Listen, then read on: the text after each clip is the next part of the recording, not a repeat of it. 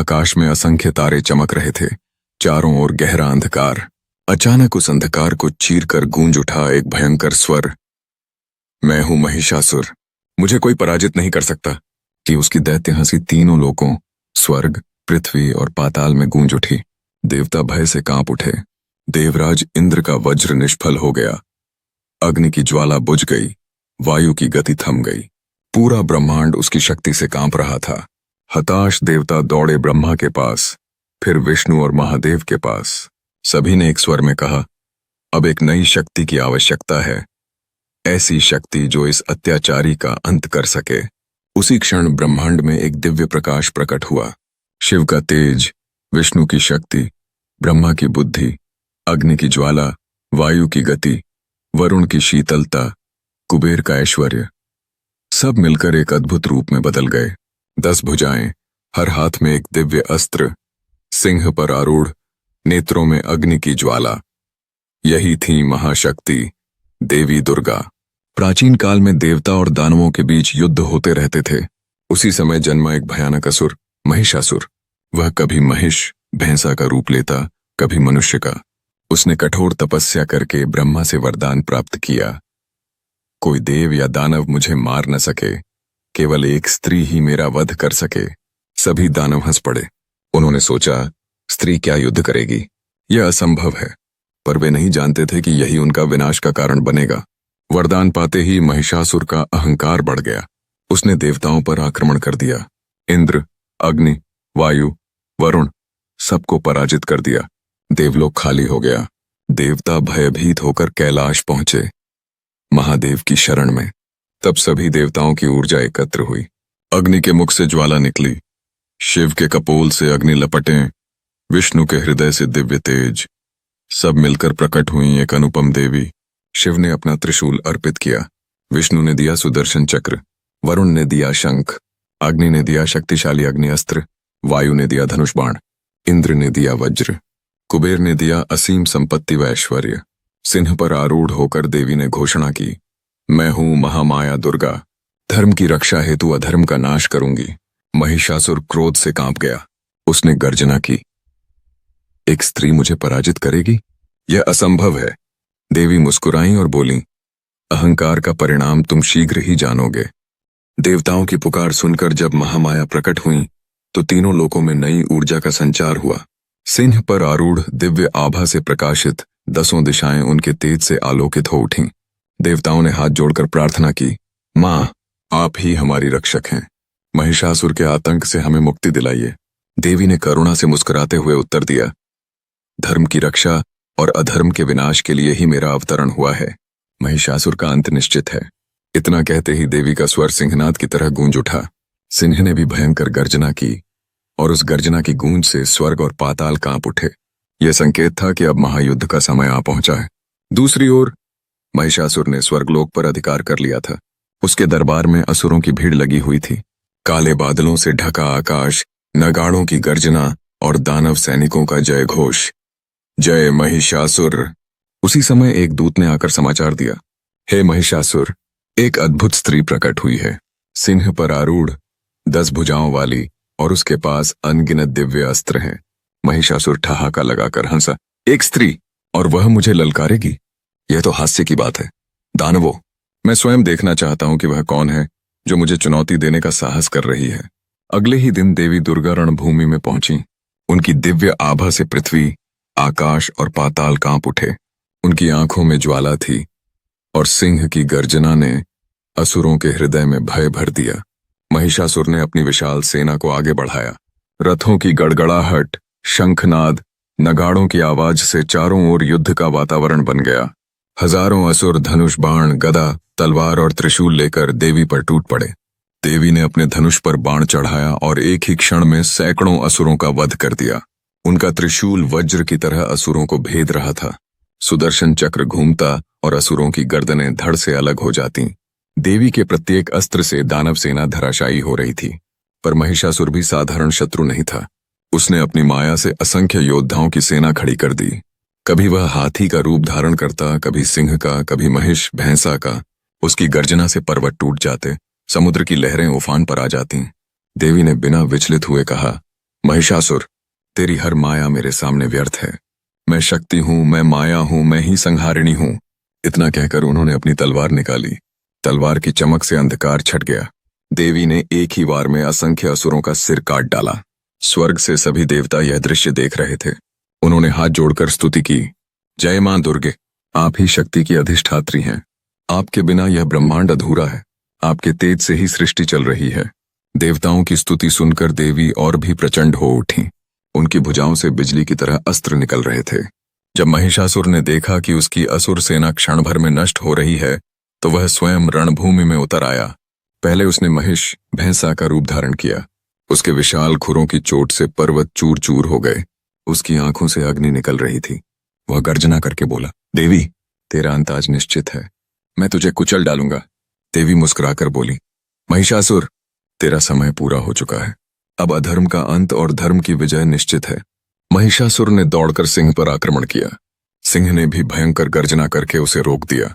दोनों के टकराने से पृथ्वी कांप उठी। देवी ने त्रिशूल उठाकर महिषासुर पर प्रहार किया, लेकिन वह तुरंत मनुष्य रूप में बदल गया। फिर कभी हाथी का रूप, कभी सिंह का रूप लेता रहा। देवी हर रूप में उसका सामना करती रही। उनकी एक भुजा से बाण निकलते, दूसरी से गदा चलती, तीसरी से खड्ग, चौथी से चक्र। युद्ध इतना भयानक था कि देवता भी भयभीत हो उठे। देवी के प्रहार से असुरों की लाशें रणभूमि में बिखर गईं। नदियां रक्त से भर गईं। आकाश में गरुड़, गिद्ध और अन्य पशु उस रक्त को पीने आ गए। लेकिन महिषासुर बार बार उठ खड़ा होता। कभी वह आकाश में उड़ जाता, कभी धरती पर गरजता। उसकी माया असीम थी। देवी ने गर्जना की, तेरा प्रत्येक रूप तुझे बचा नहीं पाएगा। शक्ति से बड़ा कोई नहीं। मैं ही आदिशक्ति हूं। घंटों तक यह युद्ध चलता रहा। देवी ने असंख्य असुरों का वध किया, पर महिषासुर अब भी जीवित था। देवताओं ने भयभीत होकर प्रार्थना की, मां, कृपा करें, इस असुर का संहार कीजिए। देवी ने आंखें बंद करके ध्यान लगाया। उनका स्वर गूंजा, समय निकट है। महिषासुर का अंत होगा। धर्म की स्थापना और अधर्म का नाश अवश्य होगा। रणभूमि रक्त से लाल हो चुकी थी। युद्ध भूमि रक्त से लाल हो चुकी थी। असुरों की लाशें बिखरी पड़ी थीं। आकाश में गिद्ध और काले कौए मंडरा रहे थे। देवता अब भी ऊपर से देख रहे थे। उनकी आंखों में भय और आशा दोनों थे। देवी दुर्गा सिंह पर आरूढ़ अपने अस्त्रों से चमक रही थीं। उनके माथे से अग्नि की ज्वाला निकल रही थी और उनकी आंखों से ऐसी दिव्यता कि संपूर्ण ब्रह्मांड कांप उठा। उनकी गर्जना सुनकर असुरों के हृदय दहल गए।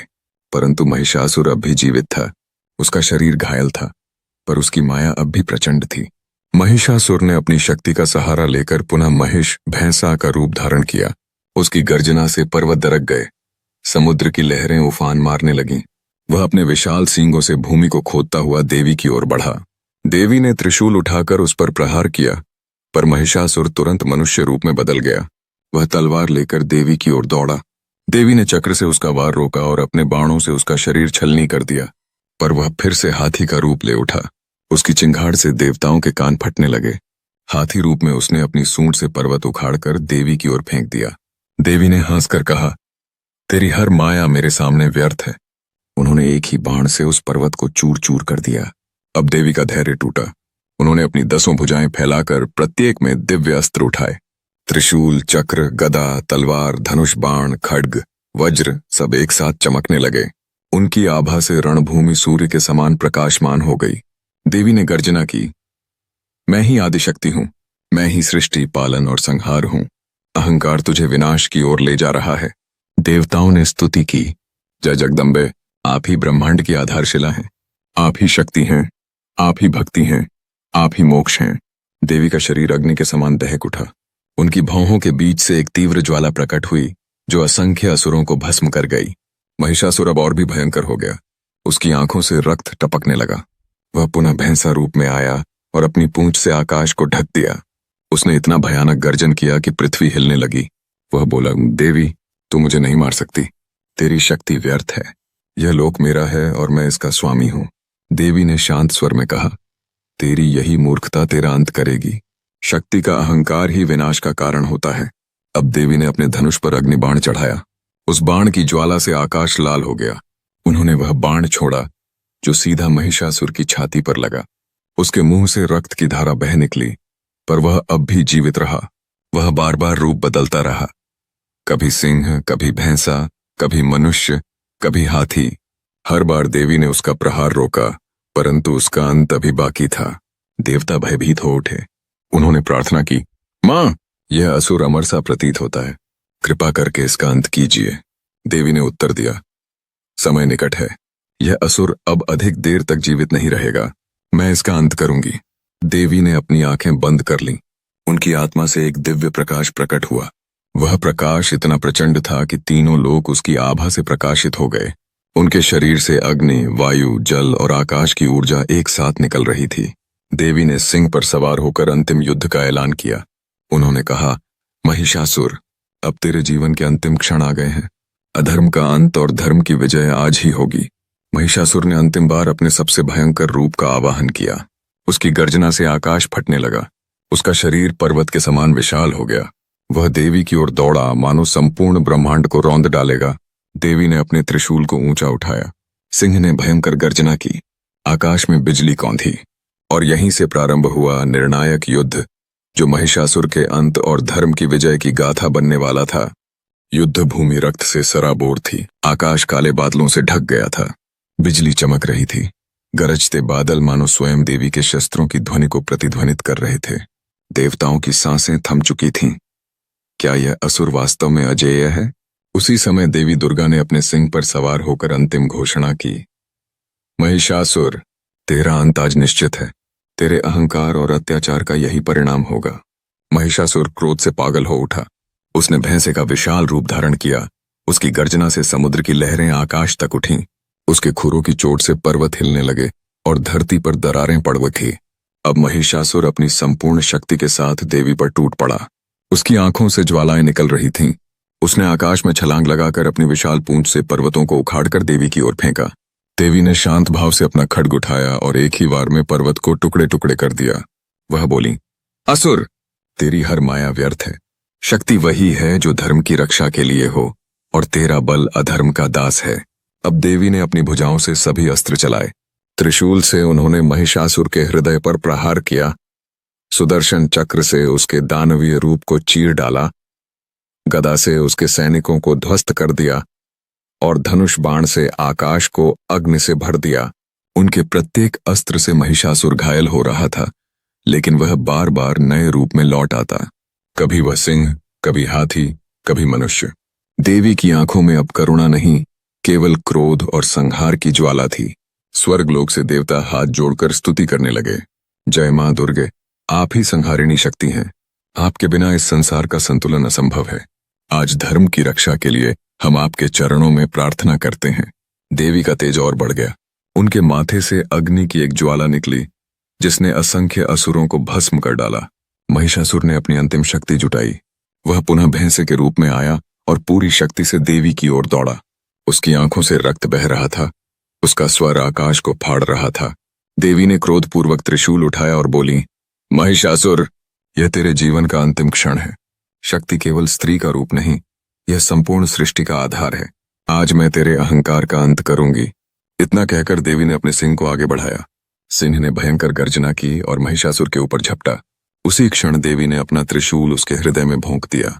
महिषासुर दर्द से तड़प उठा। वह कभी मनुष्य रूप में, कभी भैंसे के रूप में तड़पने लगा। उसकी गर्जना से पृथ्वी कांप उठी, पर देवी का त्रिशूल उसके हृदय को भेद चुका था। धीरे धीरे उसकी शक्ति क्षीण होने लगी। अंततः उसकी देह भूमि पर गिर गई और उसका दानवीय स्वर सदा के लिए मौन हो गया। उसका अंत हो चुका था। महिषासुर के वध के साथ ही आकाश से पुष्पों की वर्षा होने लगी। देवता गदगद स्वर में बोले, जय मां दुर्गे, आपने हमें पुनः स्वर्ग का अधिकार दिलाया। आप ही आदिशक्ति हैं, आप ही जगत जननी हैं। आपके बिना यह सृष्टि असंभव थी।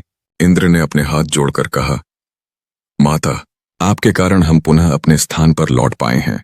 यह लोक अब अधर्म से मुक्त हुआ।